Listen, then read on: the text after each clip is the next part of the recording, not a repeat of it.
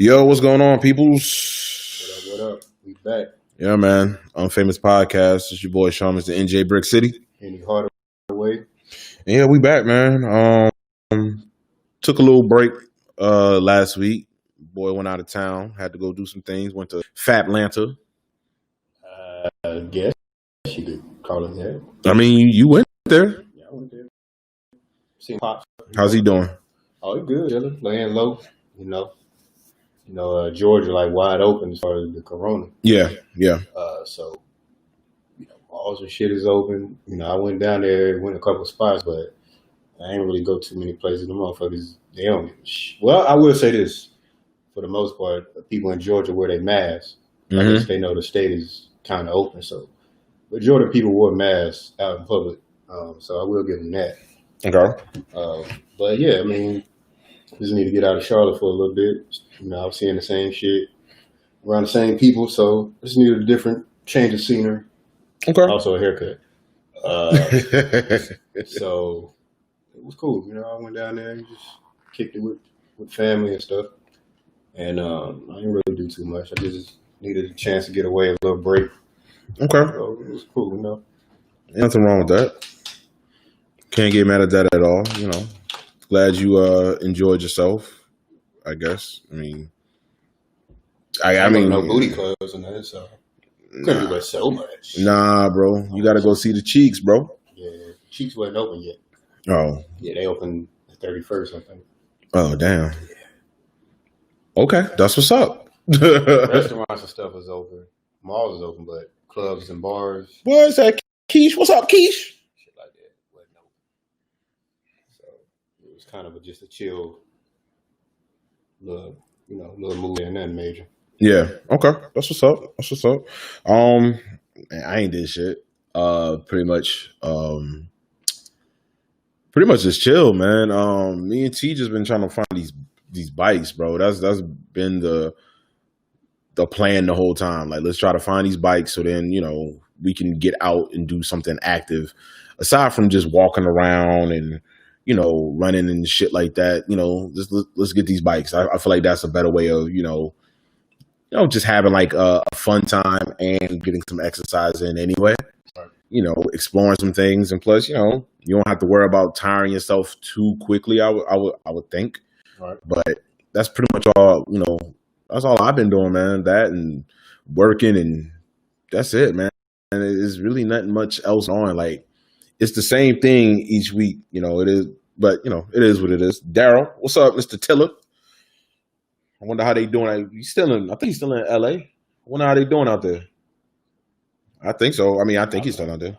I don't know. Might be. I have zero information on that. Yeah, I know he went out there. Sure. Okay, shit. That's why I want to go. LA. Yeah. Well, California. I know he out there. So go to Van Nuys. I don't know what that is, man. I don't know. That's whenever you watch porn. That's where all the porn is produced. Bro, stop doing that. Miss Tim's, or your Tim's, what's going on, mama? But, I think we could just jump straight into it, bro. Are we just going straight in? Yeah, go straight in. No protection, straight raw dog. This situation, bro. Yeah, like it. Man, for the most part, bro. Yeah, he said and Daryl said he in LAX, he live in porn country. All right, bro. You can be like, shout out to West Coast Production. Exactly, bro. Like, bro, you out there. Exactly. He's like, damn, like, all right, he done moved up in the world. So he ain't pat down people no more. I'm on Booty Talk 203. Oh. Jesus Christ. They up to that number? I don't know. They probably are. Probably. Real quick, everybody that's watching, man, share this, man, so other people can watch this. Give them something to look at for a little bit, even if it's for a couple of seconds, whatever. We would definitely appreciate it. But yeah, like I said, we're gonna jump right straight into it. So how long ago did the death of George Floyd? Yeah, Mr. Floyd. I believe that a couple of days ago, right? A couple of days ago. I believe on the 25th or 26th. Yeah, so it looks like we right back into the to the same vibe we were in maybe a year ago with police officers pretty much killing us, man. And not on every year it seemed like. Yeah, but I'm saying, well, before we jump into it, for people who don't know, or just assume some people don't know. Okay. There was a situation where the police were called about an alleged forgery at a store. Mm-hmm. And when the video started, I mean, this is all backdrop that I learned after the fact. I just watched the video. The video is just basically a young lady is recording, and shouts out to her. I think her name is Darnella Frazier. Shouts out to her, first of all, for recording that. Yeah. Because if she never was there to record it, there's no telling what story the police could have fabricated to say he resisted or he was a threat and they had to use excessive force or whatever. Yeah. So shouts out to her recording it, and you know, you can, the videotape tells the whole story. But anyway, so when the video starts, there's a white officer on basically his knee is on the neck of a black man, handcuffed, face down. Yeah. Mind you, there's 4 officers on the scene. Yeah. Which you don't really see, but 2 of them. You see the officer with his knee on the man's neck, and another officer, an Asian guy, who's like keeping the crowd back. He's like right next to him, keeping the crowd back. Yeah. But when the video starts, she shows it from the side, and you can see another officer on the other side of the vehicle because while he's face down, there's an SUV, police SUV, and all you see is the front of the SUV, and like you can see George Floyd's like upper half of his body, and you can see the officer with his knee on his neck. But on the side, you can see when the video first started, you can see other officers at his feet, holding his feet down while he's already handcuffed, face down. So the officer, I can't remember his name. I really didn't look into it because I don't give a fuck about that motherfucker right now. But damn, bro, he has his knee on the man's neck. The man is repeatedly telling him, "I can't breathe. I can't breathe." Yeah, basically pleading for his life. Yeah, and he just sitting there. Now he didn't say one word through the whole video, mind you. The other officer, the Asian guy, was the one who was kind of keeping the crowd at bay, talking shit. Kept telling the crowd, "Don't do drugs," or he kept trying to allude that the guy was on drugs or whatever. What? Yeah.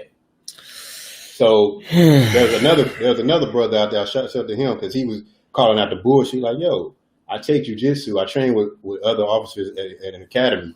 That move right there is unnecessary. Y'all not trained to do that. Like, that's excessive force. You got your knee on his neck with all your body weight on it, cutting off his air supply, and he's repeatedly telling you, "I can't breathe. I can't breathe." Yeah.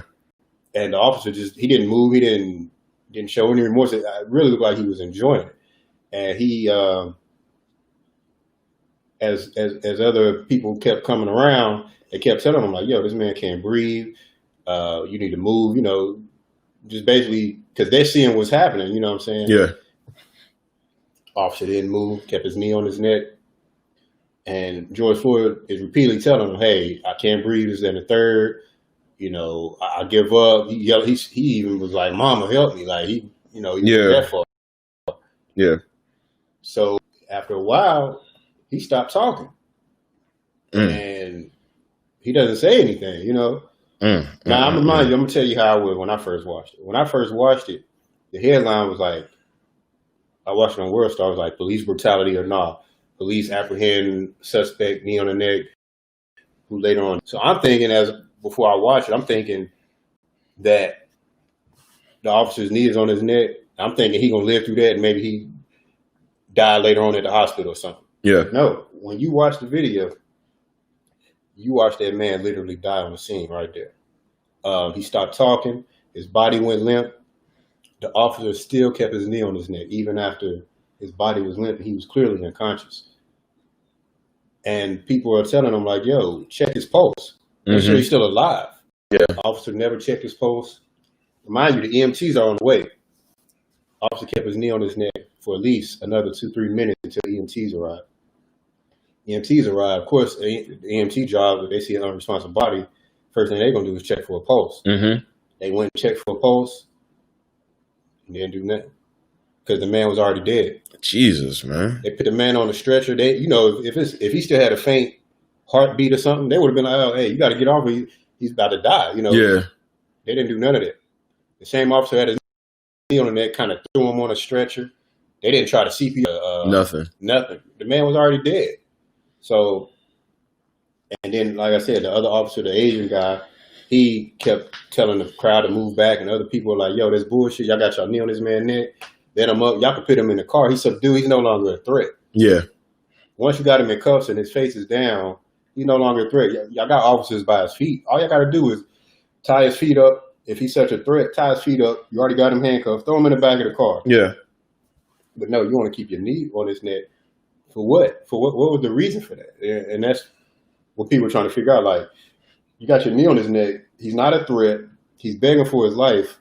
Even after he passes out and dies, you still got your knee on his neck. What was the purpose in that other than it just being a murder? Bro, there wasn't no purpose for that. That's the whole point. Like, there's no purpose for anything like that. Like, I didn't know. I didn't mean to. No, go ahead. So that was just a brief summary of my biggest takeaway from this. You watched it? No, I didn't watch it because stuff like that. I feel like I just can't watch. You gotta watch it. I mean, I don't have to. You don't have to, but I highly advise you to watch it. Probably. I mean, look, I mean, it's nothing against. I'm gonna tell you something. I watched Oliver Sterling. I forgot what it was when he was being resistant to police officers, and he got shot in the parking lot. He was on the ground, handcuffs. They shot him in the chest. That was shocking. Yeah. I saw Philando Castile. You know, I saw that too. I mean, that's what I'm saying. I've seen so much of that. I can't watch that. That's what I'm saying. I've seen Philando Castile after he got shot by the officer bleed to death while his fiance baby mama was recording his child in the back. I saw Walter Scott get shot like a dog in Charleston, South Carolina. When a police officer shot him in the back as he was running away. Yeah. And kind of like threw the gun on him, make it seem like Ari? I saw when he got choked out. I saw all these videos. This is probably the worst one I've seen. Hence why I can't watch that. This is probably the worst one I've seen. Yeah, I can't watch stuff like that. Because and a lot of those videos, they try to say it was a gray area. You know what I'm saying? Like, as far as, I'm talking about from the police. Yeah. They try to say, oh, Walter Scott was running from the police. So that's why, that's what he tried to say. He couldn't apprehend him, so he had to shoot him or whatever. Eric Garner was resistant. Philando Castile said he had a gun in his pocket. The officer thought he was reaching for his gun, so he fired first. Same thing with Alton Sterling. They thought he had something in his pocket, so they fired. Yeah. The Ferguson incident. They always say it was a justifiable homicide is what they try to say, basically. But it's never. This case right here, there's nothing justifiable about it. The man wasn't resisting. He wasn't a threat.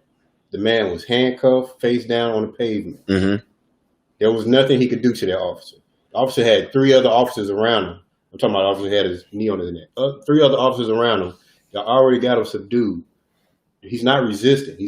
There's nothing he can do to you. You're right, Kadeem. It is plain murder. I'm sorry, I didn't mean to cut you off. No, you good. And like I said,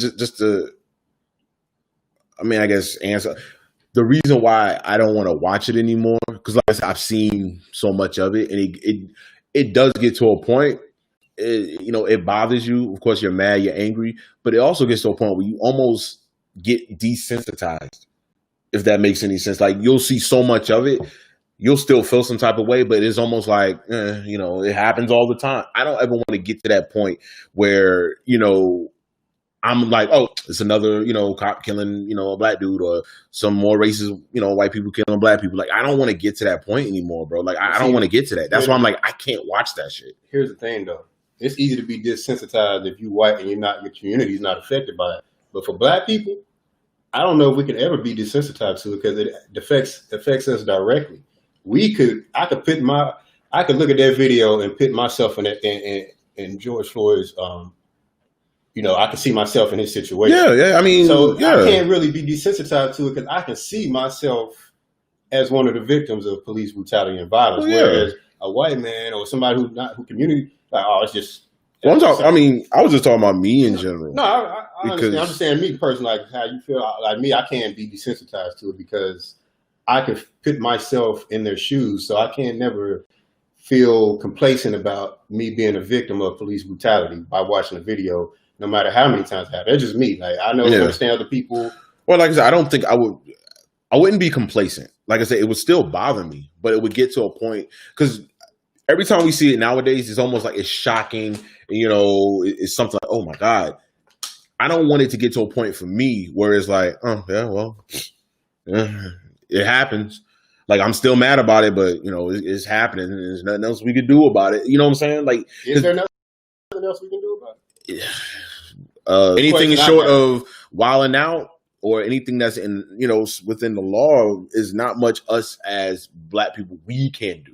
You know what I'm saying? Like, and I'm not trying to say we're powerless. I don't want people to think that at all. I just feel like without us having to necessarily go, you know, saying tit for tat, eye for an eye, I don't know what else we can do as a people. I know what needs to be done to these officers and things of that nature. I know what should be done legally and, you know, things like that. But as far as us, I don't know what we can do aside from arm up and start fighting back. But I'm like, I don't know what would happen if we start doing that. I'm not saying we shouldn't. I'm not saying we should just roll over at the same time. I don't know what else we can truly do. Like, what else can we do as a community when shit like this happens, when we're complying with everything that they're telling us to do? They're telling you to get on the ground. They're telling you to do this. You're telling them, all right, I'm not doing that, and they still kill you. It almost gets to a point like, what else can I do then? Because you tell me to keep my hands up, I got my hands up, you shoot me. You tell me to let you know if I got weapons in the car, I let you know, you still shoot me. I'm handcuffed, I can't get up anyway, and you still kill me. What else can we do? You know what I'm saying?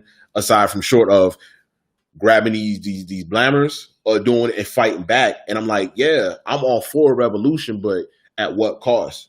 Like, how would it be detrimental to us, to our well-being, to doing that? Even though that's the only almost seems like that's the last resort for us as people just out on the street doing, you know, going through it. Because like I said, like the justice system, it seems like it's failing us, kind of.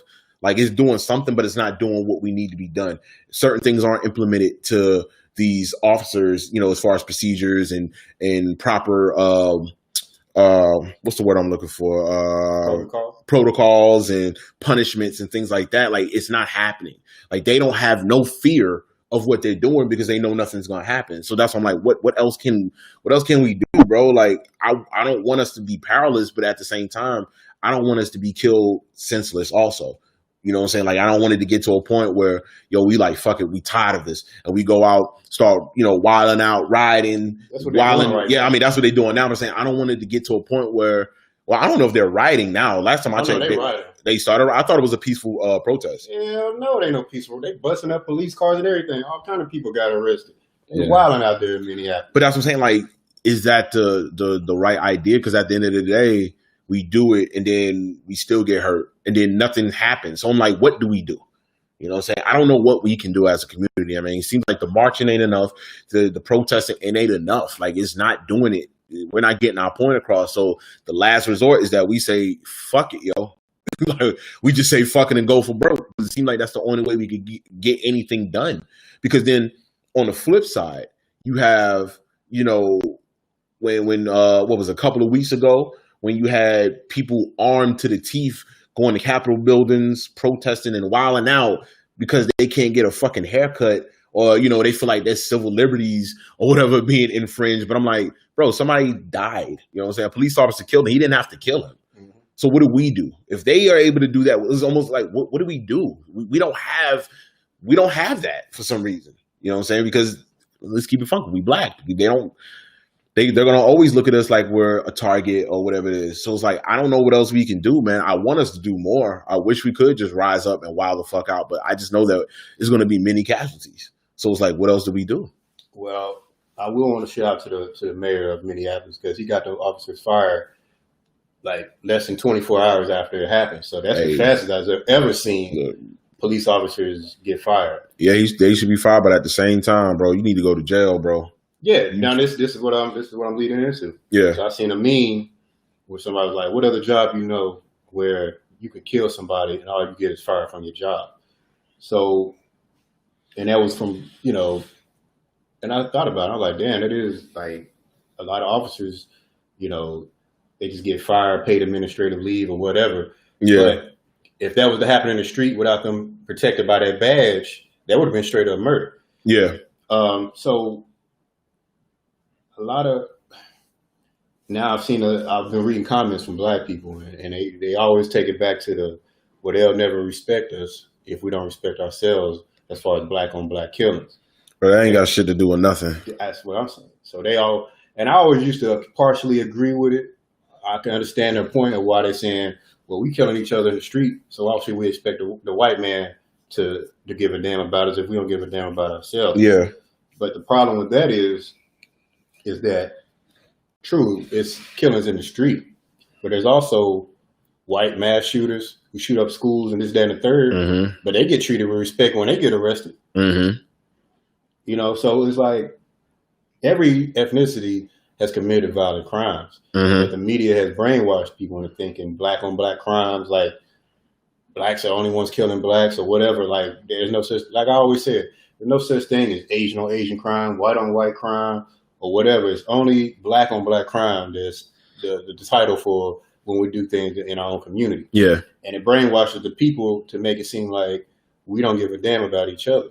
It's another media subliminal message, like, well, you see all that black on black crime, but they never highlight white on white crime. It's not even a term for that. Yeah. You know what I'm saying? So with that whole term of black on black crime, it makes it seem like our community is just destroyed. We don't give a damn about each other. And it brainwashes people to kind of say, not only that we're lesser than, but they have less sympathy or empathy for whatever it is that we go through because of, you know, the things that the propaganda through the media. Yeah. So a lot of times I look at it as, yes, there is black on black crime, you know, whatever you want to term it. We do things in our own community, but you're just a product of your surroundings. It's poverty, low income, people do what they got to do to survive, and things like that can happen. Yeah. But when it comes to police brutality, I feel like, you know, in this instance, I don't know if the officer wasn't thinking about black on black crime or nothing like that. He was thinking about, I guess, you know, it kind of does tie in because I'm thinking, I can get away with killing this black man without any repercussions. I could say it's justifiable. Yeah. You understand what I'm saying? He feel like he's seen the history of America. True, there are some cases where officers are tried to the full extent of law, but more often than not, they get away. It's a hung jury, grand jury, there's not enough evidence, whatever. So a lot of officers feel like they can do things like that and get away with it. And a suggestion, from what you were saying, what can we do about it? I think there needs to be a change in the law as far as when the families sue the police department. Like I think, I forgot what family it was. I think it was Freddie Gray's family in Baltimore. Yeah. I think they were awarded $6 million or something from the city. Yeah. That comes out of taxpayers' dollars. No. Have that come out the police pension. Ooh. Have that come out the police pension. So whenever y'all fuck up, that retirement money you thought you was going to get, it ain't there no more. That went to a lawsuit because one of your fellow officers fucked up and killed an unarmed black man. Yeah. I'm not mad at that at all. Because I feel like it needs to the taxpayers to have to pay for police fucking up. Yeah, that don't even make sense. In your city, why do I have to pay a settlement to the family of the person you killed? That don't even make sense. Look, especially when some of the taxpayers are members of the family. So it's like, basically, what, we paying ourselves? Right. Like, that don't even make sense. I pay taxes for a settlement that I won because y'all killed somebody in my family? Now, let me take that out your retirement fund and see, and I guarantee you. Well, you know, they'll say, we pay taxes too. You're right, you do. But that's not really affecting you as much as anything else. I mean, because we're all paying taxes. But if it was affecting you, like in a singular like effect, you'll probably think twice about like, damn, maybe I shouldn't do that. Now you that young hotshot rookie cop and you that went out there and killed somebody. Yeah. And the department gets sued for $10 million. And that 60-year-old detective who about to retire, he thinking he gonna get $2,000-3,000 a month, $5,000 a month from his pension? Nah, that's gone, bro. Now see, when the money come into play, And Jamal, what's up, G? When that money come into play, that's when motherfuckers start acting right. When you start affecting their dollar bill, that's when they start acting right. Because like you said, all that marching and protesting, I agree. Like when we had the incident in Charlotte a couple years ago. This was marching uptown, protesting. 2 months later, you don't hear nothing about it. Back to business as usual. Yeah, for the most part. What the fuck what changed? Nothing. And like I said, it's to a point. I'm not saying the protesting and the marching, I'm not saying it's wrong, but I'm saying, like, what's the next step if you see that that's not working? And I don't know what else we can truly do unless we have the power, which, I mean, let's be honest, we don't. I mean, we have the power, I want to say, as far as like the dollar and all that shit. But that's what I'm going to say about the dollar. See, the dollar is, if we want policy changes or we want things to change, we can't expect things to change and we keep spending money with the same people who are coming up with these policies. You understand what I'm saying? So it's like for instance, you hear people talk about Jews and shit all the time. Yeah. But let's say an officer kills an unarmed Jewish man. Oof. The Jews got so much money in this country. Yeah. They can make shit happen because they own a lot of shit. Yeah. Y'all want to do nothing about y'all? Are y'all gonna let that man off the hook for killing somebody in our community? Well, guess what? That millions of dollars we put in your coffers, that millions of dollars where we gonna shoot film in your state, we're not gonna do that no more. Yeah. Yeah, you're right. You see what I'm saying? So they got the money and the power because they own a lot of shit in this country. Money, power, respect. They can dictate how things happen if they feel wrong in their community. We don't have that in the black community where we own a lot of shit or dictate how things are moving in this country. Whereas if we feel slighted in our community, we can say, okay, well, we're gonna move our money somewhere else. You know what I'm saying? That's what we need to get to a point where our dollar, we need more of a black ecosystem, a black economy where our dollar is in the community more so than outside of the community. So that way, whenever we deal with certain groups of people, it's not because we need them. It's more of a mutual partnership. You know what I'm saying? Gotcha. I feel like we have to. We depend on a lot of businesses. Don't give a damn. Like I be hearing. We talked about this before. We talking about Gucci and Louis and all that shit. Motherfuckers don't give a fuck about the black community. You shouting them out in your songs or whatever. But let an incident like this, you won't hear Louis or Gucci send out a statement, oh, that was unjustifiable, or this, that, and the third. My heart goes and prayers go to the black community, and this, that, and you won't hear none of that from them. You know what I'm saying? Very true. Y'all shout them out in your songs like that's what it is, but they don't give a damn about our community. Now let it be a independent black fashion designer who come from our community. Like, I mean, we clown it now, but Fubu, was a grassroots thing that started from our community, and then it went more to designer. Down the line, rappers started wearing more designer. Fubu wasn't looked at as a designer brand, so it is what it is. But I'm just saying that to say that a lot of things that we depend on, if those things were in our community, where we could move our dollar in the black community, the black ecosystem, we could dictate a lot of things when we feel like our community has been done wrong, or injustice in our community from, what we just say white police officers. But if we're not putting money in those politicians' coffers or whatever, however the fuck they do the shit. Yeah.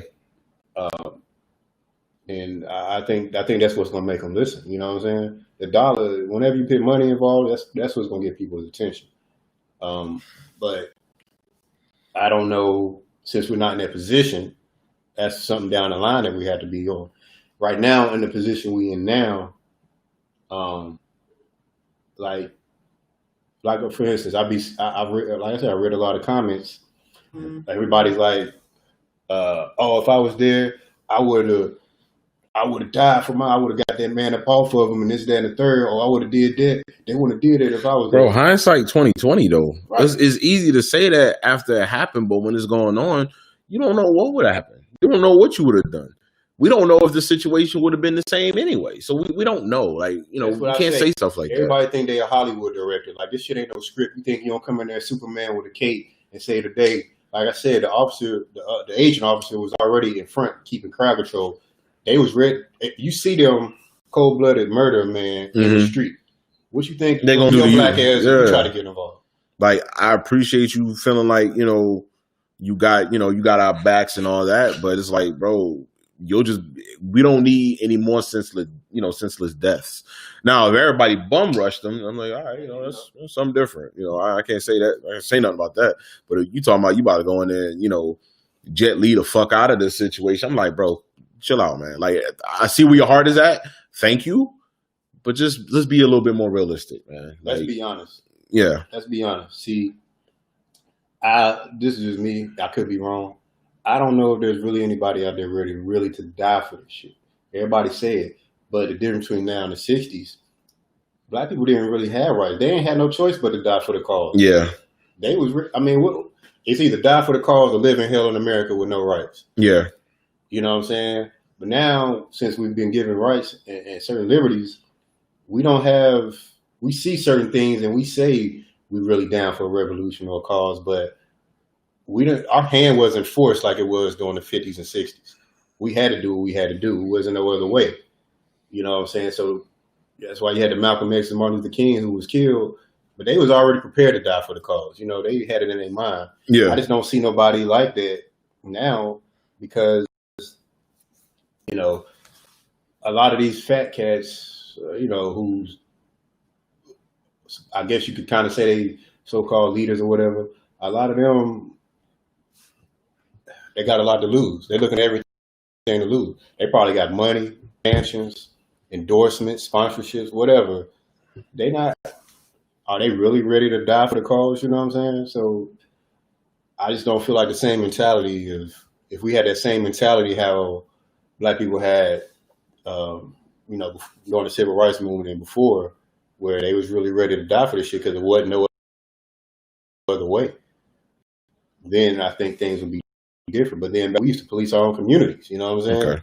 It never even got to the police. We would take care. If it was an issue in our community, if somebody was caught stealing or selling dope, and the community would go in there and handle that. But it didn't get to the police.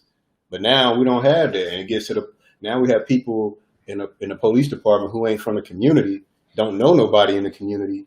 What's up, Jaleesa? You know what I'm saying? So they come in there and they policing, and they already just got this predetermined notion of how people are in this community, and they got itchy trigger fingers, or they just already amped up, ready for some action. Yeah. But they don't have a connection to the community, so they don't. So it's a different mind state when you not from somewhere and you're just going in there and you're doing your job. But I think it needs to be more police officers who are from the community that they police, because they already familiar with the people. Okay. You know what I'm saying? It's easier for them to connect with the people because they're from their area. So certain things that happen in certain areas wouldn't go down like that. How you gonna sit there and kill a man who you grew up with in high school, or his mama, his cousin, his brother, his whole family. His family know your family. You gonna sit there and be on videotape killing a man who you grew up with or who his family? Yeah. You know what I'm saying? I get what you're saying. When you have a connection to the community, you do things differently. And when you ain't from there and you don't know nobody, I feel like that's something, that's been said countless times, where we need more of that in the community. Also heard, the counter to that was, some of the people who did grow up in the community almost have this complex, like a superiority complex, where they, hey, I'm the motherfucking law here, so y'all don't wild out. Almost like they turn on the community. I've heard that happen too. But at the end of the day, I just feel like there needs to be some change that's attainable. We can't keep getting to a point where our people are getting killed and there's nothing happening. You know what I'm saying? Or we're getting killed senselessly, like either we getting shot, choked out, anything like that, especially when we're giving up. It's different if I understand you're fighting. I don't agree with it, but you can make the argument, right? Yeah. But when you've given up, I shouldn't be dead. I gave up. You know what I'm saying? Like I'm complying. I shouldn't be dead. Nobody should die. I'm complying with whatever you're asking me. So why am I dying? Like why is somebody have to die? You know what I'm saying? That's the thing I still just can't wrap my head around. I can't either. I don't get it. Like, you tell me that, yo, put your hands up, get on the ground. I put my hands up, get on the ground, and then you shoot me. I'm like, the fuck was that for? That's because they already they was already a racist piece of shit. Yeah. And they had this preconceived notion about black people already. Mm-hmm. And they were looking for the slightest excuse. Oh, I thought he was reaching for something. Yeah. That's their number one excuse. Oh, I felt threatened for my life. I thought he was reaching for something, which is what I said about all the videotapes I've seen before George Floyd's murder. Mm-hmm. The police always try to say there was always something I ain't gonna say always, but for most of the cases, the officers would say, oh, they was trying to resist, or I felt threatened, or this, that, and the third. In this case, I'm telling you, in this case, there is no way they can say they felt threatened for their life, that this man was resisting, this man was pleading for his life, this man, he said, I give up. He even said, I'm through. I give up. I'm telling you, the video is crazy, man. It just, it's heartbreaking, man. You know, it's heartbreaking. I listened to the family. They was on Don Lemon, and I listened to the young lady, Darnella Frazier, who recorded it, and she was heartbroken. She was crying. She was like, man, I was here 5 feet from her recording, and I think she's like, I'm traumatized. I'm traumatized. That's an image and a scene that she would never be able to erase from her memory. Hell no. I don't give a fuck if she's 80, 100 years old. Oh, she gonna remember that. She gonna remember that for life. Everybody who was out there was even a lady who was like, I'm part of the Minneapolis Fire Department. Mm-hmm. She was there on the scene, and she was like, yo, let me help this man. This man is not moving. He needs to check and see if he has a pulse. And even the Asian officer, he was a coward motherfucker. Mm-hmm. One of them motherfuckers. Boy, I ain't gonna lie, I listened to Fuck the Police about 3 times after watching it. What did he say? Like, what did he like? Oh, you're a firefighter? Oh, step back, man. Step back. Okay, so like, I don't give a fuck if you're a firefighter. Step back. Get on the street. Everybody telling him like, yo, the man is unconscious. He was basically on some, oh, well, he was on drugs, or don't do drugs, and this is what happened. Drugs ain't got shit to do with a man who's handcuffed. Even if he was on drugs, he could be on every drug in the world. He's not a threat, though. I don't give a fuck how high he is. I mean, he's not fighting you. Bro, you're detained. If he's subdued, detained, and all that, like, bro, there's not much else you can do. There's nothing he can do. You got his feet. You got him handcuffed, face down. You got your knee on his neck. I don't give a fuck what he on. Why he had the knee on the neck? You could have. If you gonna put it at least in the back. I mean, I don't feel like you should have your knee anywhere, like, applying that type of pressure on me. But if you want to do that, at least have it on the back. Like, why you got it on my fucking neck, bro? I don't know. I've never seen. It makes me feel like, yo, let me do that to you. Let's see how you like it. And I feel like that sometimes needs to happen, bro. Some of these people need to go through the same thing. Some of them officers need to go through the same thing that happened, like, that what they put some of our people through. That's one of the things I want to see happen. What you just said. I want to see, in this case, and I hope it's the first case that happened like this, I want to see them officers get the death penalty. Ooh. I want to see them officers get the death penalty, and when the family sue, I want to see that come out the police pension. That will be a message I would like to see. I'm not mad at that. That would be justice served to me. But to me, anything outside of that, I'm not saying it's justice. If they get 25 to life, whatever, they die in prison, I want to see the motherfuckers fry, honestly. I'm not even going to sugarcoat it. I want to see them die. I've seen a lot of terrible videos in my life, but that was just straight out cold-blooded murder. Straight up cold-blooded murder.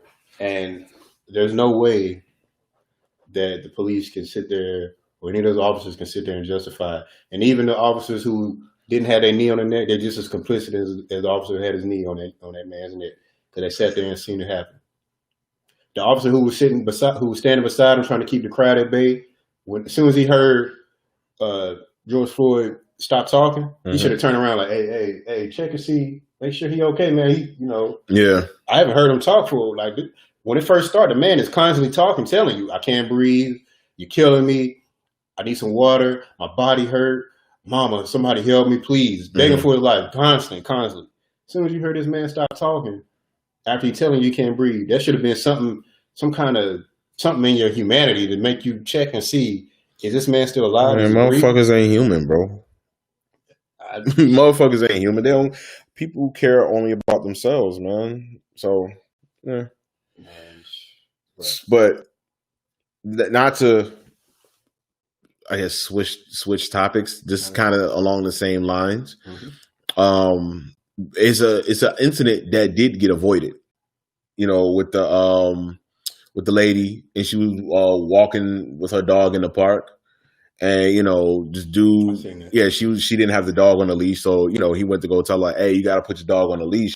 And she was wilding out and acting crazy. And then talking about, I'm going to call the police and say that you threatening me and shit like that. It's like, the fuck is that? No. She didn't say, not only I'm going to call the police and tell me. She said, I'm going to call and tell them a black man. A black man is threatening me. Because she, in her mind, is like, oh, the police going to protect me. In her mind, this is sad. In her mind, she think, oh, the police gonna protect a white lady against a black man. All I gotta do is tell them it's a black man threatening me, and they gonna come handle the situation. And sad thing to say, her calling the police on that man could have ended the same way as George Floyd had. Exactly. That's why he had nothing to do. The police could have took her word for it and viewed him as a threat, and subdued him without really even knowing what's going on. That's what she wanted to happen. And who's to say that? You know, they couldn't have used excessive force on him for a simple phone call. Exactly. They call them Karens now, you know. Yeah. And So the fact that she felt protected and the fact that she said, I'm gonna tell them not only a man is threatening me, a black man. She specifically, I'm telling them an African American man is threatening me because she feels that the fact that she's saying that gonna get them there fast, and they always going to be on her side, and that's their privilege. That's their privilege. That's privilege. 100% right there. That's literally privilege. I don't know any other example. Imagine a black man calling the police and feeling safe, saying, "Well, I'm gonna call the police and tell them a white woman is threatening my life." That don't even sound right. They really don't. They're probably laughing at us. Like, man, get the fuck out of here. Yeah. Yes. Actually, they'll probably come out and beat our ass because they think we playing with them. Exactly. And then, like, Dave Chappelle sprinkle a little crack on them. Exactly. Like, bro, I'm telling you, man, it's getting to the point where I thought even with this pandemic, everything was just going to kind of mellow out, and it was going to be a way to kind of do almost like a restart, man. You know what I'm saying? It seems like, no, shit went back to, you know, it went back. It never changed. Like, it's the same vibe. Nothing changes. You know what I'm saying? From fucking vigilantes chasing down people and killing them to, you know, white ladies trying to use their privilege to have something happen to, you know, another black man, to the police, you know, killing another unarmed black man. It's like nothing is changing. It's the same fucking song. We've been stuck on repeat this whole time, bro. And me personally, I'm just completely tired. Like I'm over it, man. Like but again, I don't really know what to do. So I get to a point I'm like, bro, I'm safer just staying in my house. But then when you think about that, you ain't even safe in your house because police going into wrong houses, killing people. So it's like, bro, we're not safe nowhere. I don't know where we will ever be safe, man. So do you feel like it's a point where every black person in America needs to arm themselves? Fuck yeah. I've been felt that way. We definitely need to arm ourselves, man, because it's getting to a point where us being peaceful, following the rules, and I'm not saying arm yourself and go wild out, but us being peaceful, following rules, hoping that, okay, hey, maybe everything will blow over. The shit's not working. Like, even when, you know, you got other people chasing us down, you know, oh, you look suspicious. Bro, this is my motherfucking neighborhood. Like, what the fuck you mean I look suspicious? You know what I'm saying? And I feel like a lot of these motherfuckers definitely like to try us because they know half of the time we're not armed. Right. So they know that, oh, yeah, I can go ahead and, you know, say whatever I want and do whatever I want to this black dude because, you know, he ain't got no gun or nothing on him. Because if you didn't have a gun, you wouldn't talk to us like that, number one, because you know you're not really about that action. Number two, if you knew we had a gun on us, all right, you'd be a little bit more hesitant to pursue these certain situations. And, you know, you wouldn't be so gassed up to, I guess, I don't know what they think they be doing. I don't know if they be thinking they helping the law and protecting and serving. I don't know what the fuck they doing, but like even if you're, well, just to say for the police officers, let's put it like this. If we have a gun, I don't think that really makes a difference for us. You know what I'm saying? Now, if you wilding out and just pulling a gun on us for the sake of pulling a gun on us, and maybe having a gun might protect us, I feel like, this body cam thing, it needs I was going to say, we need to see, I want to see the body cam. Body cams need to be mandatory on at all times. There needs to be cameras everywhere. It's getting to a point where I feel like, bro, I might start wearing me a body cam too. Because it's like, okay, you can never have it's his word, blah, blah, blah. I'm like, well, my body cam is, working perfectly fine also. And my information doesn't get erased. It goes straight to this cloud, whatever it is that's, protected. So then if something was to happen, this is getting sent directly to, it needs to get sent to different news outlets and all that, everything. So it's like, all right, now what's up? I mean, I know that sounds far-fetched, but it's getting to a point. Bro, we got to be able to protect ourselves at all costs, because it seems like no matter what we're doing, it doesn't matter. I will say this. Like I said in the video, even like I said, there's a black man who's like basically cussing the police out and letting them know what they was doing was bullshit. At the slightest approach, the officers reach for when kind of move to him, the officers kind of reach for their tasers or gun or whatever. Bro, what am I doing to you? Oh, you scared? You scared? See, he's scared of minority. I don't know if he was scared. I think it was part fear. At that moment, it wasn't fear. Mm-hmm. The officer felt like he had the authority to do what he was doing. Mm-hmm. And it's probably something he always wanted to do. Who knows? He always probably wanted to feel like he'd get away with taking a life, or wanted that feeling and thinking, I'm an officer, I can get away with killing a black man, whatever. Yeah.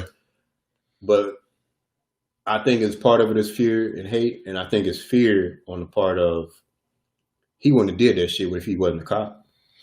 Bro, 99.999% of these motherfuckers would not act like that if he wasn't a fucking cop. So you fear us because you can't physically intimidate or feel like you can physically intimidate us without the gun in the bag. Exactly. If you see, like now that he's fired no longer with the police department, I guarantee you he won't go out there and try no black man. Fuck no. So...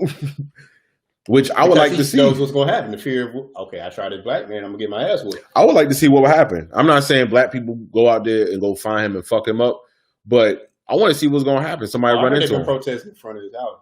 He been ordering food because he's scared to go outside. Oh, you scared though? So he been. They say, I seen a clip where they said people been outside his house protesting, talking. Mm-hmm. He been ordering DoorDash and shit. So when the DoorDash come to deliver the food, the people outside to tell them who the dude is. They're like, oh, I ain't delivering food to that motherfucker. Ooh, shit. Word? Yeah. Ugh. They're like, oh, that's who that is? Oh, he the one killed? Shout out to those people. Shout out to those people who are doing that too. I'm going to eat this food right here in the car. Fuck that. I mean, shout out to those people. I mean, you might lose, well, it ain't really a job. It's DoorDash, so it doesn't really matter. DoorDash be like, oh, who food you? Oh, man, fuck that nigga. We charge it to the gang. You good, Kyle? Exactly. I would hope so. Because I'm looking like, bro, at the end of the day. I seen where the university, it done got so deep, the University of Minnesota, I just read it before we started, cut ties with the Minneapolis Police Department. Oh. Like, they don't even want them at their games, on their campus doing shit. God, we ain't fucking with y'all at all. Oh, shit. They cut ties with them motherfuckers. So do you think that Minneapolis, you think they're really, like, starting a trend maybe? Or this is how you should start handling these situations? Well, when I looked up police killings and stuff before I got here, and I believe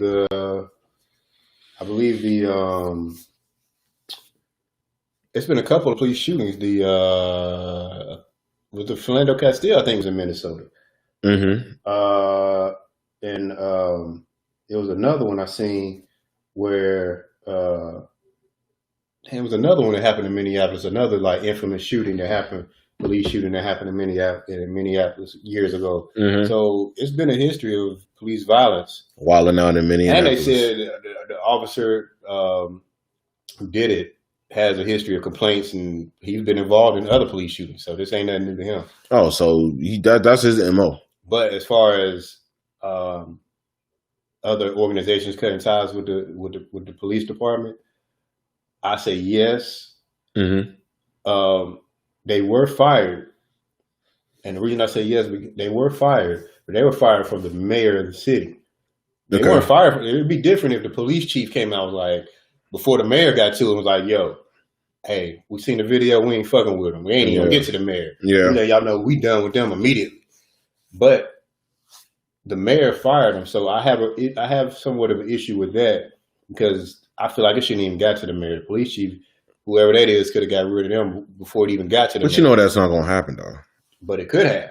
It probably could have, but you know how they do, blue blood and you know all that. Like I don't agree with the police chief not being the first one to, you know, have a decision with that. But I do understand it. I get it. They look at it like, yo, we brothers in arms and all that. Still doesn't make it right at all. You know, you should be the first one to be on, you know, not on the scene, but just dealing with the situation. Whether it be you saying like, yo, we need to suspend them, we need to do this, they need to be fired, whatever else they need to do, they should be the first ones on it. It shouldn't take basically waiting until the mayor or the governor or something like that to have the final say at what's happening with the police officers. Yeah, because I feel like if the mayor hadn't said nothing, what would the police done? Would he have put them on paid administrative leave? That's usually what they do, though. Right. That's happened. I want to at least say about 90% of the time, where they just paid administrative leave. They, then that officer ends up just retiring, moving, and going somewhere else where nobody really knows them or pays them any attention. That's why I say you need to attack the pension because you retired, but guess what? That money that's going to the lawsuit. That's not going. You're not getting. You ain't getting none of that. You know what I'm saying? So that's where you affect people's pockets. That's how you get their attention. But as long as police departments are let off the hook by taxpayers' dollars when they get caught in a lawsuit, it's almost like, we did what we did, but it ain't affecting our money. Exactly. We're still getting paid. Like, so what else about to really happen? So it's almost like there's no real consequence to them. It may sound like a lot of money. Oh, they got sued for this, but the money is coming from the taxpayers, not from the police department. That's what I have a problem with, and that's why I think one of the main changes there needs to be a law where anything like that happens comes out of the pension.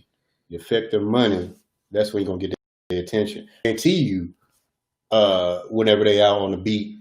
And they're in a situation where somebody's partner feel like they're doing excessive force and they can kill a suspect or whatever, you're going to be thinking about, oh, shit, I'm about to retire in 3 years. Let me chill out. Hey, hold up, bro. Hey, chill out on that, man. Just hit him with the taser. Yeah. I'm finna kill that motherfucker.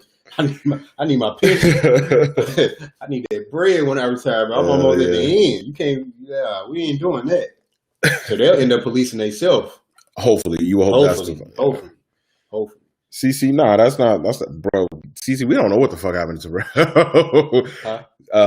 Homegirl from Miami, she was like, that's Rail? I'm like, nah, we don't know where Terrell at. Yeah, they ain't. Nah. You don't even sound the same. Yeah, shout out to DJ, what's his name? First 48.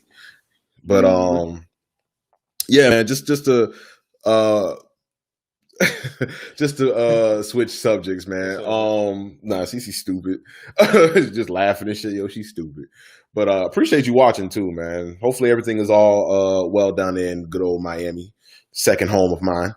But I was going to talk about how some places have been opening back up, right? Mm-hmm. And like over the weekend or whatever it was, Myrtle Beach was basically flooded with just like everybody down there because Memorial Day just passed, so they was over there. They was down there over the weekend, and they were talking about how like basically the fucking cases are starting to rise again because everybody was down there wilding out, and I'm I just find it kind of funny how motherfuckers just they just ran straight to it. They was just like, yo, we free.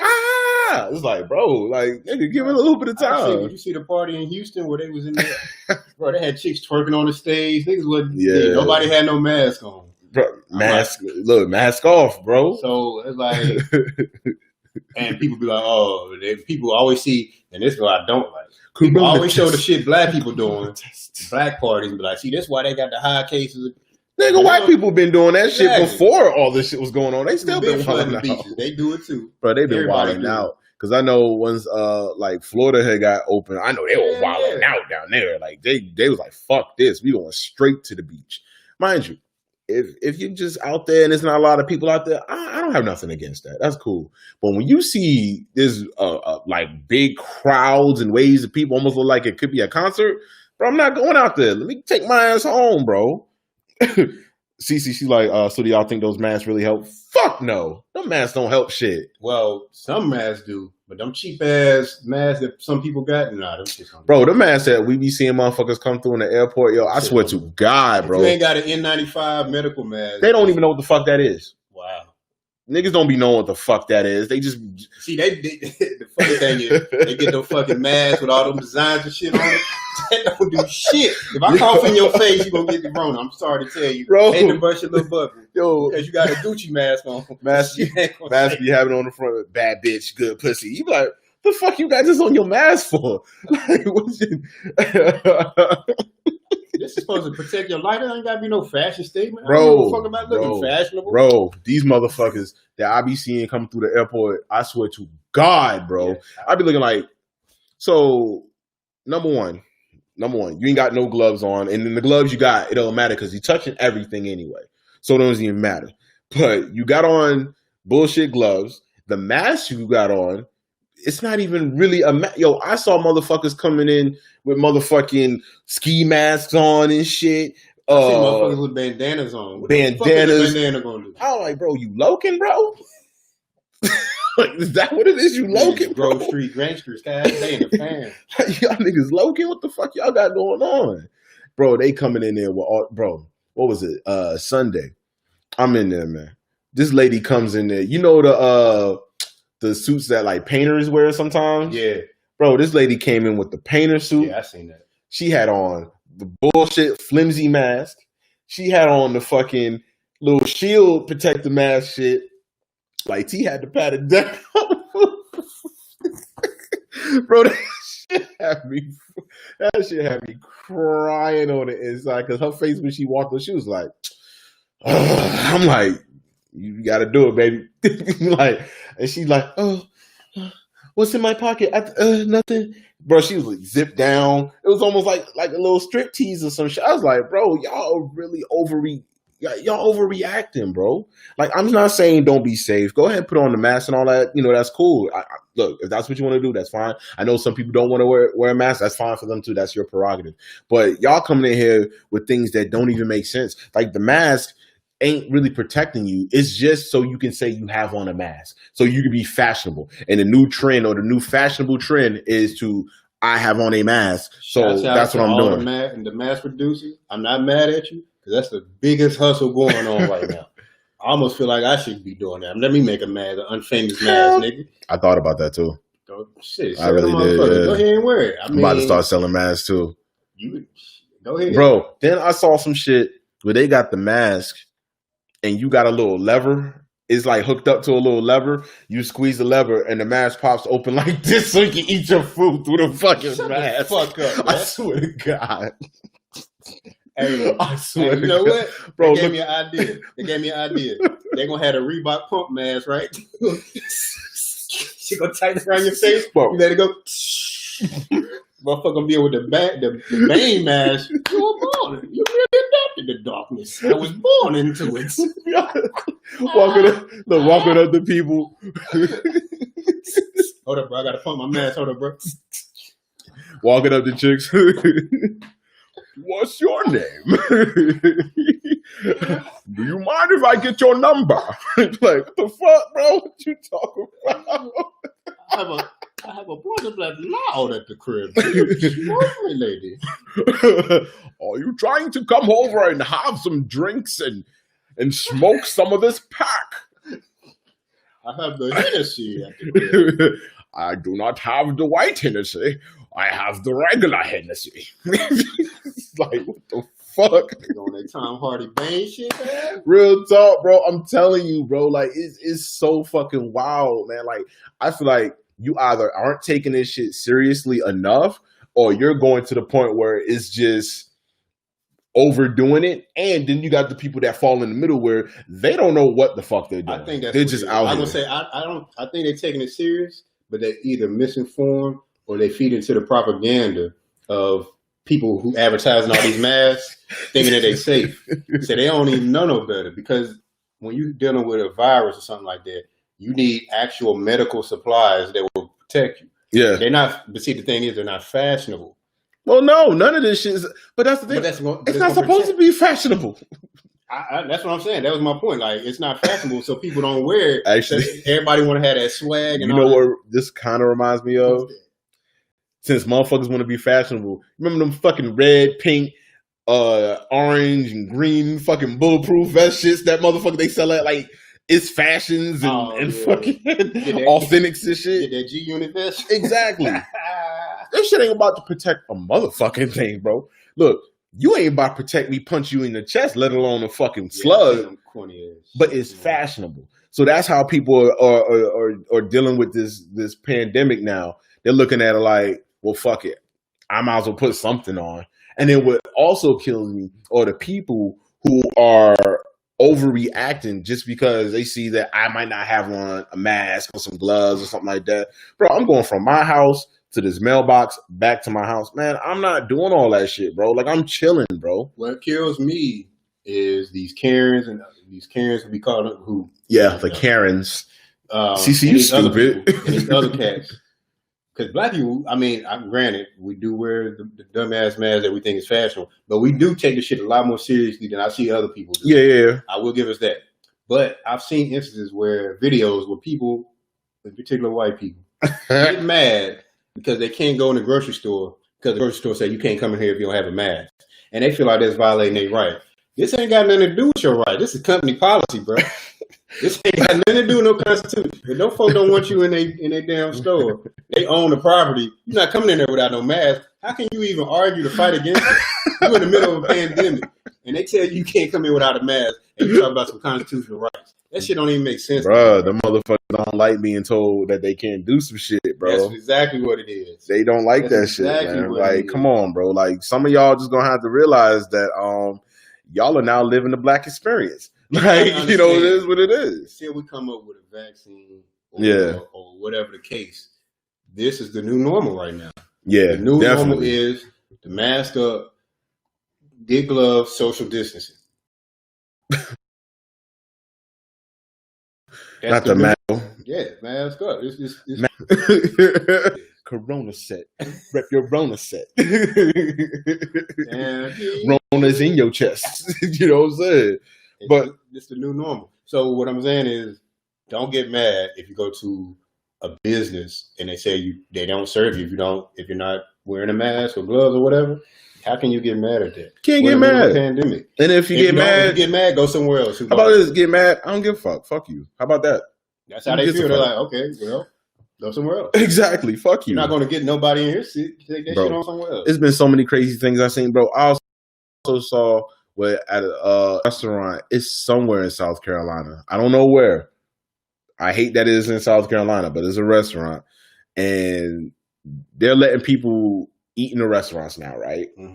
But they're not letting everybody in the restaurant. But to still simulate the fact that they have a full house, they got like dummies and blow-up dolls sitting around the fucking restaurant in the empty booths and shit. Make it seem like they popping. We popping over here, but you can't get in.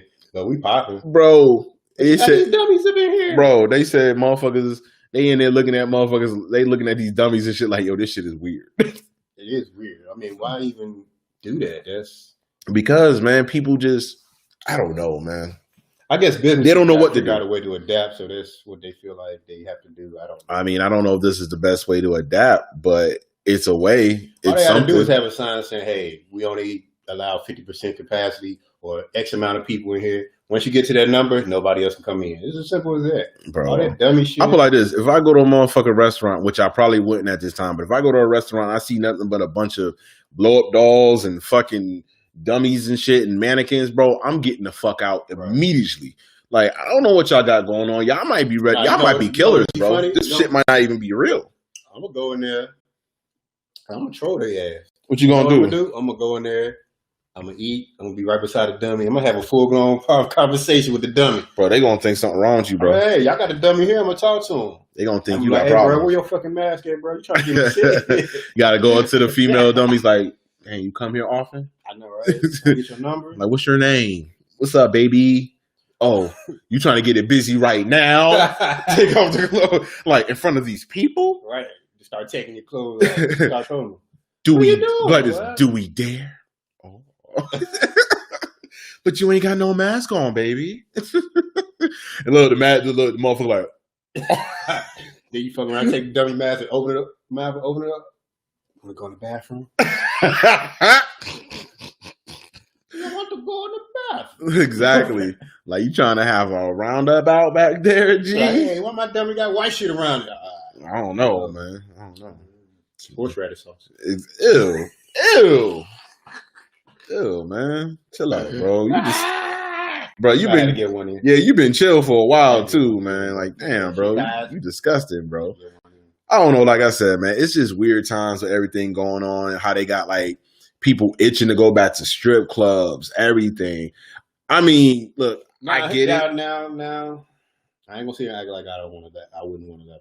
But I want to know how weird would you practice social distancing? How weird would it be? You get a lap dance on the chick and she got the mask on, the medical mask. Hey, baby, you like this? You like this? Smack your ass. What a ass. You want to be my sugar daddy? Do you come here often? What's your name, baby? $20 on dime. Exactly. While they're wilding, you like, what the fuck, Dane? You really adopted the thought life. I was born into it. By the time I was 12, I was twerking. Like, bro, what the fuck? Like, what you got going on? By the time I was 12, I was a city girl. Oh, wow. Not period. Bro, don't let T hear you say that, man. She love motherfucking city girls too, man. I was listening to Megan Thee Stallion. She's like, oh, I was already a savage. Like, all right, man, give me my fucking money back, bro. I gotta go. You be like, man, give me my fucking money back, man. No, I don't like this shit. Yeah, she got a fat ass and all, but I'm just saying, bro. Like, I'm good, man. You fucking me up, man. Motherfucker take the mask off, sound like a stormtrooper and shit. Exactly. Like, what the fuck you got going on, man? And they're looking like motherfucking Mortal Kombat characters, shit. Like Melina and shit. Katana with the fucking mask on. And that portal comes splat. Portal comes splat. Damn, man. Not them slatalities, bro. Brutalities? Ew. Up in your splenina. Tikana. Like, the fuck is going on here? Nah, not Bakaka, bro. Shall come. You say some serious shit. It's silly. I don't know. It happens. Yeah, man. You know. Yeah, I mean,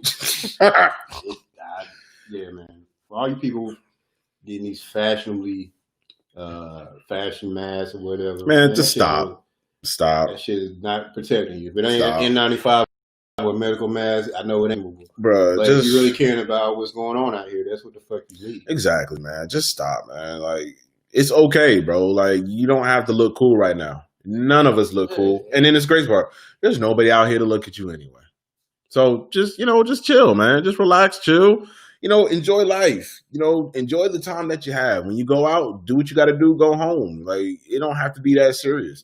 Like, we have to wear the medical mask when we're, up dealing around the public. I don't really wear it because it's not really comfortable, but guess what? I wear it. I don't care. Like, if you tell me I need to do it, I got to do it. So, like, it's something that is provided by a job that is, that helps. Yeah, luckily we have a job that supplies us, yeah. So that's a shout out. But, I don't know, man. I just feel like a lot of companies, and I can't knock them for it. A lot of them are exploiting people's ignorance to what they really Hell need. Yeah, they exploiting ignorance. But that's capitalism at its finest. I mean, if you're gonna buy this stupid shit, then I'm gonna sell it to you. Yeah, dumbass. I mean, that's capitalism. I'm gonna sell Like, you you this fucking dumbass. mask. Yeah. It look dope. It got the LVs on it. It's a Louis Vuitton. Bro, that shit is so stupid It too. got Gucci on it or got some message on it or whatever. Bro, that's the shit that be killing me, life. bro. They be having shit. Then you got some of them motherfuckers. I haven't seen this yet, but I know it's gonna happen. Bro, you gonna see a MAGA mask. We gonna see a MAGA mask pretty soon. Confederate mask. Oh, I've seen one of those. Oh, yeah, I've seen a Confederate mask where it's like the cloth joint and it got the Confederate flag over it. I'm like, bro, you look stupid as fuck.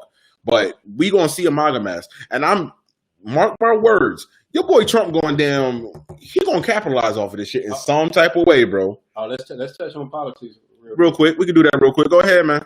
So what you feel about Joe Biden saying if you don't vote for him, you ain't black? I get what he's saying. It was a terrible joke. Simple as that. Terrible joke. I do appreciate the fact that he apologized for it. Yeah. Because most people won't apologize or do anything. Sometimes, it's okay to backtrack. It's okay, you fucked up. It's okay to backtrack. And especially, it's okay to admit that, hey, I thought this was the way. I probably should have went with it. Hey, I'm sorry about that. That wasn't in the right taste. I shouldn't have been doing that.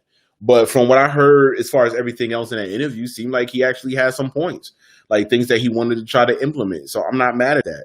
But, I just felt like it was a bad joke. Yeah. A horrible joke. I'm not going to take it for what it, I'm not going to look at it like, oh, that was racist. Nah, bro, it was a horrible joke, man. Like, I'm not that fucking sensitive to this shit. Like, I ain't going to lie. Before he apologized, I was like, who the fuck is this white man to tell us we ain't black? Yeah. Who the fuck is he? Of course, I feel like every other black person. But I will say this. What I was most disappointed in, mm-hmm. I want to vote for Joe. But Joe, all you gotta do is shut the fuck up. You ain't even gotta do that much talking. Trump is really shooting himself in the foot. Badly. The way he handling this corona shit. Yeah, it's kind of given to you right now. Like, he really, you ain't really gotta do too much. Just chill out. Stop saying stupid shit. Yeah, just stick to the top. Stick to the script, bro. Don't keep it extra. Just stick to the script. What you said was some extra shit. Yeah, it was stupid. It wasn't needed to be said. It wasn't needed because it wasn't a conversation. It wasn't funny. Like, that's not the time to be a jokester and all that shit. It just wasn't funny. Like, that's why I said it's a joke. It's a bad joke. When you get to the presidential debates, Trump done gave you all the ammo you need to fire off him. Bro, you can take everything he done said in the media. That man has a million different ways. Trump has the gun pointed to his own head right now. All you got to do is go pull the trigger for him. Exactly. Like, that's it. Don't make it hard for people who already we can't stand Trump to be like, I don't even know if I want to vote because I don't fuck this nigga Biden either. Then it's going to go back to Trump. It's going to go right back to the way it was before. They're going to try to vote for the lesser of two evils or some stupid Or they're not going to vote, and then Trump going to end up getting the votes because you done fucked up doing some stupid shit. I don't fuck with neither one of them, so I'm going to gracefully bow out of this election. I just hope that Biden does. I hope that he does take our voices and what our problems are in the African American community. I hope he takes that shit serious. I hope he does find a running mate of color that, and he said he was going to get a woman of color. I'm like, I hope he does that. If he doesn't, cool. But, I really hope he does. And I hope that when he does get that woman of color, that he actually listens to her. That she's like, hey, this is what we need to be doing for the black community. You know what I'm saying? Because I'm like, you already feel like you're a shoo-in because you was Obama's vice president. Somebody to tell Biden the cold hard truth. Don't take the black vote for granted. Because at the end of the day, you was a plus one. Obama was already invited to the party. He just happened to, hey, my man Joe coming with me to the party. Exactly. Who the fuck is Joe? Oh, he with you, he cool. He cool. Exactly. But that's how we know you, Joe Biden. You don't just show up to our crib unannounced. Exactly. You come over and like, hey, bro, Barry ain't over here. Barry O ain't over here, bro. Before Obama, nobody knew who the fuck Joe. No black people knew who the fuck Joe Biden was. They knew him about other shit. Obama. They knew him about other shit, but not like that. Right. I just feel like, again, bro, do what's getting you to the dance, man. Don't fuck it up trying to do extra shit. Yeah. I look at it like it's a fight. It's almost like it's like a fight to me. Honestly, it's like a fight. You done did all this shit to get to a championship fight or whatever it is. You know what I'm saying? Then did everything, was technical, doing all you got to do. You get into the fight. Now you want to pull out some shit that you ain't never did before because you want to see if it's going to work. Yeah. All I'm about to do is backflip kick. Bro, what the fuck are you doing? Why do what got you to the fucking dance? This is what got you to the dance. Staying on topic, doing this, doing that. Stay on topic, bro. Like, don't do this dumb, stupid extra shit, bro. That's what's going to fuck you over. This is what I hear about a lot of white politicians when they try to get the black vote. They start pandering too much. Like, bro, you ain't got to pander. Like when Hillary Clinton said, "Oh, I always keep a bottle of hot sauce in my purse." Like, bitch, if you don't shut the fuck out of here. Shut up. Like, come on. Goofy ass. Chitlins on the stove all the time. Exactly. What? Like she was gonna pop out of the blue. I also like chicken and watermelon. Like, all right, bro. Like, you gotta go. He's like, I want to be on an episode of Blacked also. Like, wait, what? Like, damn, yo, you guys ever heard of dog fart? Like, what? If you don't know about dog fart, then you don't know. But anyway, glory hole initiations, or was it blacks on whites, blacks on blondes? Yeah, that's some wild shit. Like, you start doing shit like that, I'm like, all right, white bro. White chicks, black dicks. Exactly. You be like, all right, Hillary, man. Like, yeah, you done. You gotta go. Yeah, you gotta go. She started pandering too much. It was just like, come on. And the weird thing is, it's always when Charlamagne the God do the interview. They start doing all this fucking pandering whenever he interviews. Because I guess they figure because he goofy and shit like that. But I'm like, yo, when he's trying to have these interviews, he's really just trying to ask y'all some questions. You're not like an artist, a comedian, somebody else where he can ask these wild, weird, salacious questions. So you're a fucking politician. And if he asks you something that's hard, or even if it is something wild, it's something that you probably did. So he's just like, oh, you tell me what happened. Like, this is what you did, so tell me why you did it. Don't do no dumb shit, though. Like, oh, I'm about to do the pandering. Like, nah, bro, don't pander. Don't pander to us, yo. Just act like you got some sense. That's all we asking for. Just act like you got some sense. Don't be the white guy that, hangs out with us for a while and then out of the blue, now you feel like you can say nigga. Like, chill out, Don't be that white guy. Be like, I can count on my hand how many black friends I got. Yeah, don't do that. Don't do that. For those who don't know, don't do that. Don't do that. We don't like that shit. We don't like that shit because I never look at I got this many white friends. I'm like, if you my friend, you my friend. Exactly. I'm not going and you're my friend until you do some fuck shit. Let's put it that way. Right. But I don't know. Oh, one last thing before we even close this out, right? So I don't know if you've been keeping up with this or you've been seeing what's going on. Your boy Mike Tyson, bro. Oh yeah, bro. For the people, Mike Tyson hasn't fought in what? How many years? 15, maybe damn near 20 years, it seems like. Man, kind of got out of shape, been chilling. And then I remember he was on an episode of Joe Rogan's podcast and he was saying how, he doesn't even train anymore because he doesn't like having that ego. You know what I'm saying? Because, the ego to be a fucking killer, of a monster, a savage. He just didn't like the way it made him feel. Cool. Every blue moon, you'll see him, somebody will talk to him about some boxing things, and you'll see him throw like some shadow, do a little bit of shadow boxing, throwing some punches. And you be looking like, damn, this motherfucker still moves pretty good, for somebody who hasn't boxed in a while, and he's in his 50s. I saw him, talk to a UFC fighter, Francis Ngannou, and he was showing him some stuff, and I'm like, the way he was moving, I'm like, damn, this dude, you could really take somebody under your wing. Like, this dude is ridiculous. Then they dropped one video. It was like maybe 15 seconds of him hitting pads. And I was like, oh, wait a second. Like, him hitting pads like with a ferocity that I haven't seen in a long time. And I'm like, oh, wait a second. Is that Iron Mike? And then, you look at him like, wait, he lost all that weight.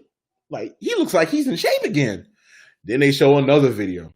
And bro, he's hitting them pads. Like, yo, it scared me when I watched it. Because I was like, this man is a fucking killer. That is like a lion and a tiger. That's a liger. He is a liger, ready to fuck. No, I didn't say that. Yeah, I didn't say that. I didn't say that. I got my nigers out. I didn't say that. But that man is like a caged beast ready to be just let loose, man. Like he said himself, he's like, yo, the gods of war called upon me again to fight. Like they want to see, like disaster and mayhem. I was like, this dude is wild. And in the video, he says, I'm back. I'm like, yeah, this motherfucker looked like he gonna give somebody some problems. And then he also was like, yo, he wants to have an exhibition match, which I'm like, hey, that's what's up. Regardless if he wins, or loses, it's just cool to see him just kind of go back out there and do it. Even though he is 50 something, he's like 54, I believe. I don't know if that's really the safest thing to do, but I mean, some it's people safe if if they're saying if he fight Holyfield, that's what they're trying to line up for like a charity. Yeah, but Holyfield like 57, 58. Yeah, but I haven't seen Holyfield look like Tyson though. Yeah, Holyfield looking real slow. Fight, I would meet in Holyfield. I mean, Holyfield already beat Tyson there twice, but this is a new Tyson. Well, it wouldn't matter if Tyson won anyway. So. Yeah, that's just an exhibition. Yeah. But at the same time, I actually seen a video with Deontay Wilder. I don't know if Tyson said something about Wilder. Mm-hmm. Wilder was talking shit about Tyson, basically like Tyson think he that, the third. Tell me the hundreds he didn't beat or he didn't fight. Okay. Which is technically only two. He fought Lennox Lewis and Holyfield. Okay. And they both beat him. Holyfield beat him twice, Lennox Lewis beat him. Yeah. But my thing is, I don't want to see Wilder. I hope he's not trying to make it where he wants to fight Tyson. Because it just, I feel like if they were to fight, that don't serve no purpose. I feel like it'd be a good 3 rounds, the first 3 rounds. Mm-hmm. But if Tyson don't knock Wilder out, it's going to be all Wilder because it's still going to be a young man's game.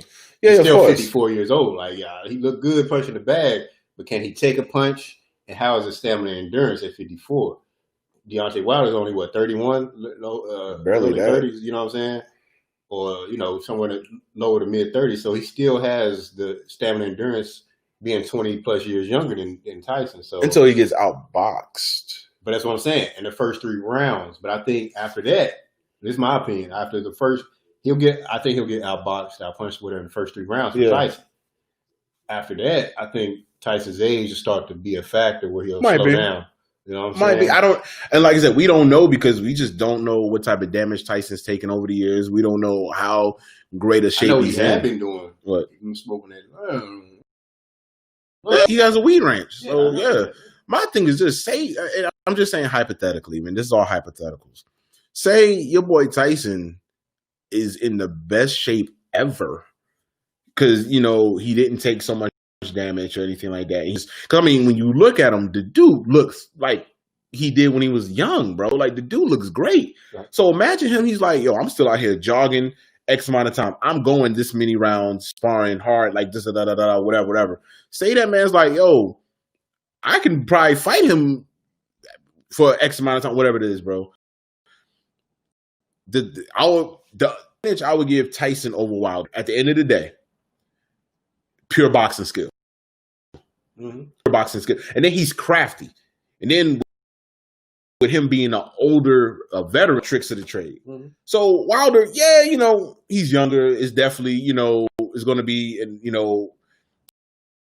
is going to, but I feel like when somebody starts to outbox Wilder, and this is all hypothetical. I don't think they'll ever fight. I don't even think if it, went down. I'm just looking at it from, a different point of view. If Mike Tyson starts to box him and not even try to go out there and knock him out, that's going to be a horrible fight for Wilder because you already seen he don't do well against people who know how to box. Yeah. Like really have skills. And Mike Tyson has impeccable, remarkable skills at that. Like the dude is crisp. Like I said, it's just him throwing, punches at a bag and all that, but his skills is crazy. And then if he still carries some power, that's still a scary dude. Like I be like this, I'm not trying to take no punch from him. Hell no. I don't give a fuck how much money you'll pay me. Deontay Wilder definitely have a chance against Mike Tyson now. Yeah. He was talking about 1988 Tyson? Fuck no, he'd have killed him. He'd have killed him. It wouldn't even be a contest. Yeah, that man be dead. It wouldn't even be a contest. That boy be dead. But, that boy be dead. But the Tyson Holyfield thing, I think, it'll draw some interest. It'll be interesting. It'll be entertaining. I'll definitely watch it. I'll say this. If the Mike Tyson Holyfield thing would be great as far as an exhibition for charity. Yeah, of course. But if it was Mike Tyson versus Deontay Wilder, that would have to be a full-blown pay-per-view fight. Fuck it's too much money. That drum up so much interest. Hell yeah. Ain't no charity for that. You know what'd be crazy part? Say that motherfucker would have won though. Say Mike Tyson would win that fight, bro. Next, I promise you, the next thing people gonna say, Wilder, hang it up, bro. You over. It's done with. You are outboxed by Tyson. You got Tyson Fury. 2 Tysons. You got beat by 2 Tysons, bro. Like, you better go eat some Tyson chicken and hang it the fuck up. That's what they gonna say. So I'm telling you. If he get beat by Mike Tyson, shit. Now, I would say this: if he get outboxed by Tyson, it'll be like, all right, we kind of expected that. Yeah. But if Mike Tyson knock him the fuck out badly too, nah, bro, just don't be a rapper or something. So if that happens, you stupid. So if that happens, do you feel like they would be like, yo, Mike Tyson got to fight Tyson Fury for his belt? I don't think he would want to. He wouldn't want to. He proved what I think him beating if he was. Because it sounded like it would be just like a Rocky movie. It would be straight out of a fucking Rocky movie. He get that one signature knockout, he could walk off. His legacy is already set. He's already a Hall of Fame boxer. Exactly. He don't have nothing else to prove. Not a single thing to prove. Him beating a top heavyweight. Yeah. If he knock him out, that's good enough for me. You don't have to keep fighting Tyson Fury and no other heavyweight. Nah, he could just chill out after that. Your legacy is cemented. You're a Hall of Famer already before this. So yeah, you came in to prove that you still got it. That's all people want to see. That you still got it, baby. That's it. Okay. Cool. Well, there's nothing else on my docket, man. I don't know if you had anything else you wanted to throw on there. I got shit. I think we got it all out. I think we did, man. This was a good episode too, man. Hopefully, in the next future, a couple of weeks, maybe next week, something, we can get back to the studio and y'all can have better sounding quality. I mean, we use what we got. Hopefully we can get our cameraman back. Oz, please, like the fuck. That nigga be getting missing. That nigga, I don't know. Maybe I gotta learn how to work the cameras too. So fuck it. It is what it is. But yeah, man, this was a good episode. What episode are we at now? I think it's 146. 146? It might be 146. I don't know. I could be wrong. It's either 146 or 147. I think it's 146. I don't know. Let me see real quick. Bear with me, guys. 146. Damn, you good at this, bro. You good at this. I remember we said 145 last. Yeah, you're right. So yeah, man, this is episode 146 of the Unfamous Podcast. It was just Sean, your boy Sean, Mr. NJ Brick City. Eddie Hardaway. And we appreciate y'all listening, man. Y'all stay safe during this pandemic. Wash your hands, sanitize. Wear the real mask.